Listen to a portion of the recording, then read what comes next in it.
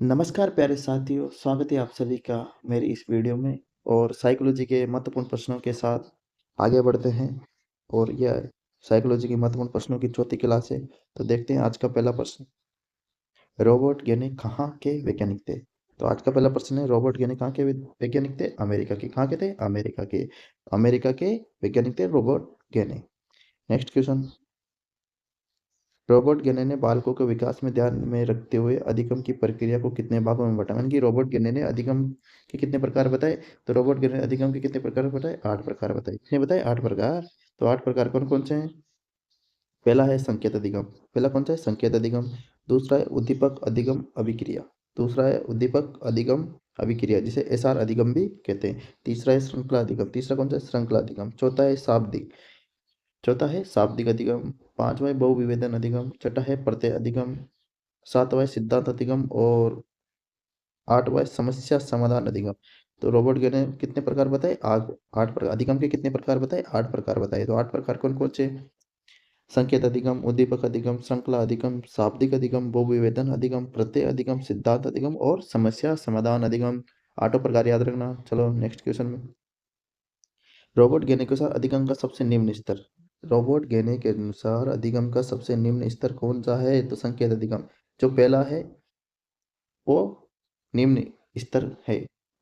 तो रॉबर्ट गेने के अनुसार अधिगम का सबसे निम्न स्तर कौन सा है? संकेत अधिगम जो पहला। और सबसे उच्च उच्च स्तर का अधिगम कौन सा है? समस्या समाधान अधिगम। चलो आगे बढ़ते हैं नेक्स्ट क्वेश्चन। रॉबर्ट गेने के श्रेणीक्रम सिद्धांत के अनुसार अधिगम का सबसे उच्चतम स्तर कौन सा है? तो अधिगम का सबसे उच्चतम स्तर है समस्या समाधान अधिगम। तो रॉबर्ट गेने ने निम्न स्तर बताया संकेत अधिगम को, और उच्चतम स्तर अधिगम का सबसे उच्चतम स्तर बताया समस्या समाधान अधिगम। तो याद रखना। चलो आगे बढ़ते हैं नेक्स्ट क्वेश्चन। रॉबर्ट गेने के अनुसार बालक का अधिगम कब पूरा हो जाता है? तो रॉबर्ट गेने के अनुसार बालक का अधिगम कब पूरा हो जाता है? तो 12 वर्ष के अनुसार रॉबर्ट गेने क्या है, 12 वर्ष के उपरांत बालक का अधिगम पूरा हो जाता है। वो अपनी समस्याओं का समाधान करने लग जाता है। यानी कि बाल्यावस्था के बाद बालक का अधिगम पूरा हो जाता है। ये बात किसने कही? रॉबर्ट गेने ने। Next question. शास्त्रीय अनुबंध का सिद्धांत किसने दिया? पावलोव ने। किसने दिया? पावलोव ने। शास्त्रीय अनुबंध का सिद्धांत किसने दिया? पावलोव ने। प्रयोग किस पे किया? कुत्ते पर। किसने? पावलोव का कुत्ता। चलो नेक्स्ट क्वेश्चन। पावलोव किस संप्रदाय के समर्थक थे? पावलोव किस संप्रदाय के समर्थक थे? तो यवारवादी। किसके थे? यवारवादी। यवारवादी संप्रदाय किसने दिया? वाटसन ने। किसने दिया? वाटसन ने। तो पावलोव किसके समर्थक थे?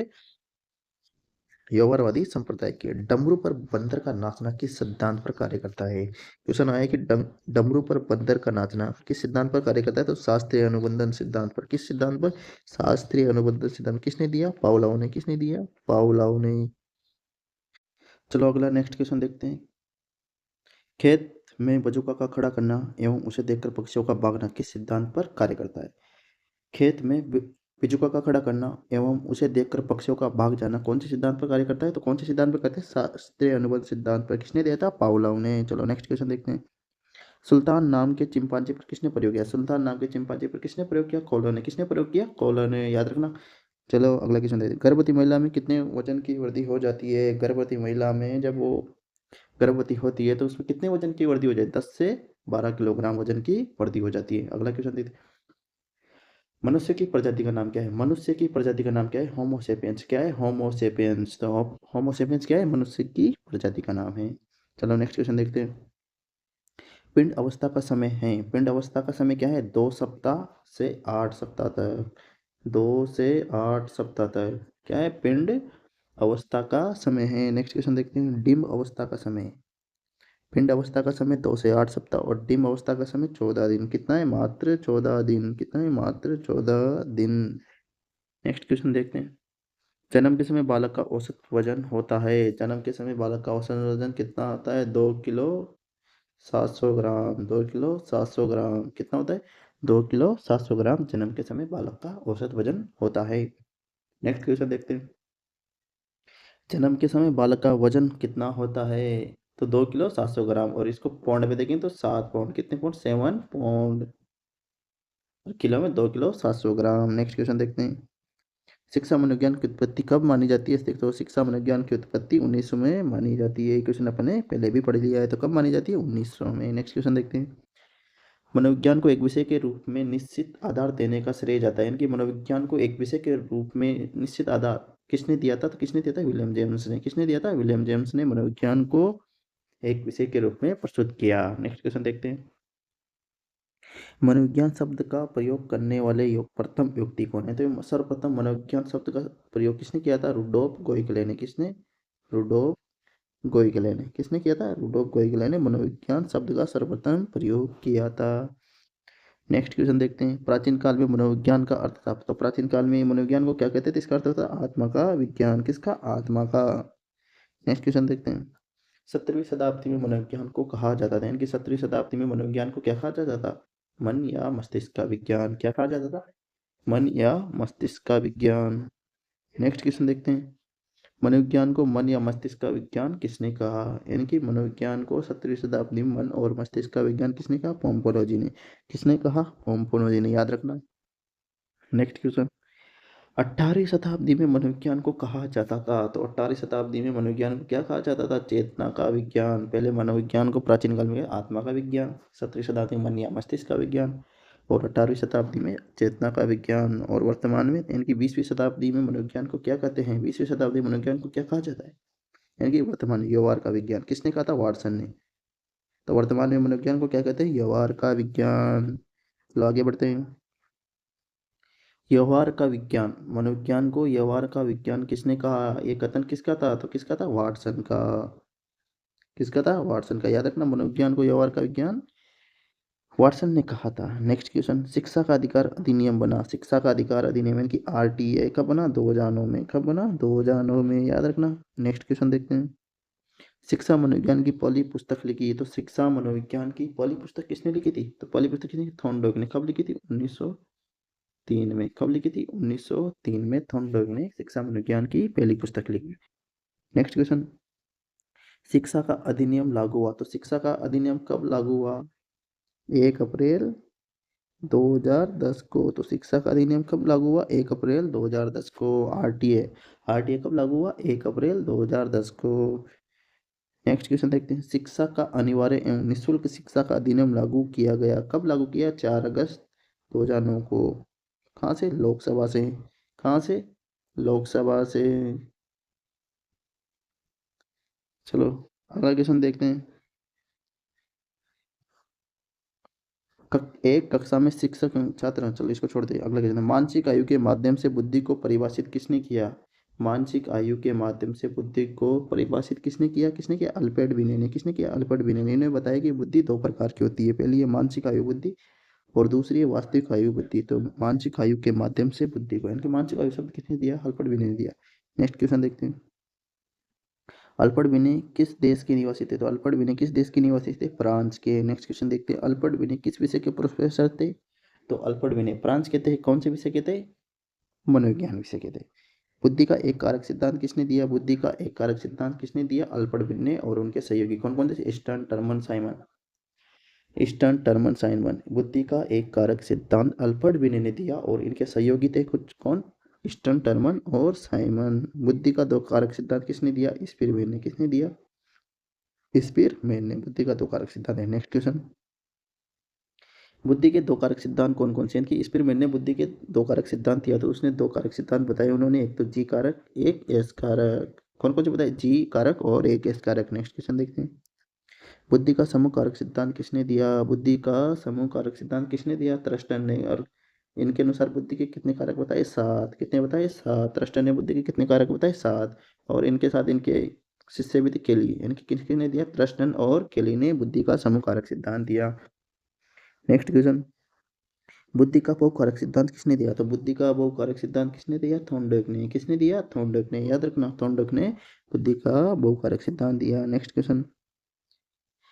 बुद्धि का बहुबुद्धि सिद्धांत किसने दिया? अच्छा क्वेश्चन है। बुद्धि का बहुकारक सिद्धांत थॉर्नडाइक ने। और बहुबुद्धि सिद्धांत किसने दिया? हार्वर्ड गार्डन ने। किसने दिया? हार्वर्ड गार्डन ने। कितने प्रकार बताए? 9। कितने बताए? 9। पहले 8 थे, अब 9 हो गए। नेक्स्ट क्वेश्चन देखते हैं। बुद्धि का बहुकारक सिद्धांत दिया थॉर्नडाइक ने। बुद्धि का बहुबुद्धि सिद्धांत दिया हार्वर्ड गार्डन ने। बुद्धि का तरल व ठोस सिद्धांत किसने दिया? केटल ने। आरबी केटल ने। बुद्धि का तरल व ठोस सिद्धांत किसने दिया? आरबी कैटल ने, याद रखना। नेक्स्ट क्वेश्चन देखते हैं। कॉलर किस संप्रदाय के समर्थक थे? तो संज्ञानवादी। कौन से संप्रदाय के समर्थक थे? संज्ञानवादी। चूहे पर अपना प्रयोग किसने किया? चूहे पर अपना प्रयोग किसने किया? स्किनर ने। किसने किया? स्किनर। और पावलोव ने? कुत्ते पर। पावलोव ने कुत्ते पर। स्किनर किस संप्रदाय के समर्थक थे? तो यहोवावादी। कौन से संप्रदाय के? यहोवावादी। स्किनर, वाटसन, पावलोव कौन से संप्रदाय के समर्थक है? यहोवावादी संप्रदाय के। नेक्स्ट क्वेश्चन देखते हैं। नए रचनात्मक कार्यों को सीखने पर कौन सा सिद्धांत बल देता है? नए रचनात्मक कार्यों को सीखने पर कौन सा सिद्धांत बल देता है? अंतर्दृष्टि। अंतर्दृष्टि का सिद्धांत, इसको बोलते हैं सूझ का सिद्धांत। अंतर्दृष्टि का सिद्धांत या सूझ का सिद्धांत नए रचनात्मक कार्यों को सीखने पर बल देता है। नेक्स्ट क्वेश्चन देखते हैं। अंतर्दृष्टि या सूझ का सिद्धांत किसने दिया? कौन से वैज्ञानिक ने दिया? कॉलर ने। चलो अगला क्वेश्चन। मानसिक रूप से मंद बालकों को सीखने पर कौन सा सिद्धांत? अच्छा क्वेश्चन है। मानसिक रूप से मंद बालकों को सिखाने के लिए कौन सा सिद्धांत उपयोगी है? शास्त्रीय अनुबंधन सिद्धांत। शास्त्रीय अनुबंधन सिद्धांत किसने दिया? पावलोव ने। किसने दिया? पावलोव ने। तो शास्त्रीय अनुबंधन सिद्धांत मानसिक रूप से जो मंदित बालक होते हैं, कम आईक्यू वाले बालक होते हैं, उनको सिखाने का सिद्धांत उपयोगी है। कौन सा सिद्धांत? शास्त्रीय अनुबंधन सिद्धांत। रचनात्मक सिद्धांत किसने दिया? ब्रूनर ने। तो संज्ञानात्मक सिद्धांत किसने दिया? ब्रूनर ने। किसने दिया? ब्रूनर ने। ब्रूनर भी संज्ञानवादी थे। कौन सा सिद्धांत जीव विधि के हर क्षेत्र पर बल देता है? जीव विधि के हर क्षेत्र पर बल देता है क्षेत्रीय सिद्धांत। कौन सा सिद्धांत? क्षेत्रीय सिद्धांत। नेक्स्ट क्वेश्चन देखते हैं। गेस्टाल्ट का अर्थ क्या है? गेस्टाल्ट का अर्थ क्या है? संपूर्ण या समग्र। तो गेस्टाल्ट का अर्थ है संपूर्ण या समग्र। नेक्स्ट क्वेश्चन देखते हैं। ज्ञानात्मक विकास नकल पर आधारित न होकर खोज पर आधारित होता है। इनकी ज्ञानात्मक या संज्ञानात्मक विकास नकल पर आधारित न होकर खोज पर आधारित होता है। ये कथन किसका है? जीन पियाजे का। तो जीन पियाजे ने क्या कहा है कि ज्ञानात्मक विकास नकल पर आधारित न होकर किस पे आधारित होता है? खोज पर। तो किसने कहा? जीन पियाजे ने। नेक्स्ट क्वेश्चन देखते हैं। किस विद्वान ने बच्चों की अंतःक्रियाओं को उनके विकास का मूल आधार माना है? यहाँ से अंतःक्रियाओं को उनके विकास का, यानी कि जेपीडी। तो किस विद्वान ने बच्चों की अंतःक्रियाओं को उनके विकास का मूल आधार माना है? किसने? वाइगोस्टकी ने। किसने? वाइगोस्टकी ने। नेक्स्ट क्वेश्चन देखते हैं। किस विद्वान ने नैतिक विकास की अवस्था के सिद्धांत का प्रतिपादन है? इनकी नैतिक विकास का सिद्धांत किसने दिया? लॉरेंस कोलबर्ग ने। किसने दिया? कोलबर्ग ने। पियाजे के अनुसार कोई बच्चा किस अवस्था में अपने परिवेश की वस्तुओं को पहचानने एवं उनमें विभेद करने लगता है? तो इसी जीन पियाजे ने 4 अवस्थाएं बताई। ठीक है। तो उनमें से कौन सी अवस्था है जिसमें बच्चा वस्तु को पहचानने में लग जाता है और उनमें विभेद भी करने लग जाता है? कौन सी अवस्था है? पूर्व सक्रियात्मक अवस्था। कौन सी अवस्था है? पूर्व सक्रियात्मक, जो जन्म से 2 वर्ष तक, ठीक है, होती है। नेक्स्ट क्वेश्चन देखते हैं। पियाजे ने किसी बच्चे के विचारों में नए विचारों के समावेश हो जाने को क्या कहा है? सात्मीकरण। क्या कहा है? सात्मीकरण। पियाजे ने किसी बच्चे के विचारों में नए विचारों का समावेश हो जाने को सात्मीकरण कहा है। Next question. बच्चे बच्चों में आधारहीन आत्मचेतना का संबंध उसके विकास की किस अवस्था से संबंधित है? बच्चों में आधारहीन आत्मचेतना का संबंध उसके विकास की किस अवस्था से संबंधित है? तो कौन सी अवस्था है? किशोर अवस्था से। कौन सी अवस्था से संबंधित है? किशोर अवस्था से। Next question. बच्चों के विकास से संबंधित निर्माण एवं खोज का सिद्धांत किसने दिया? बच्चों के विकास से संबंधित निर्माण एवं खोज का सिद्धांत किसने दिया? जीन पियाजे ने। किसने दिया? जीन पियाजे ने।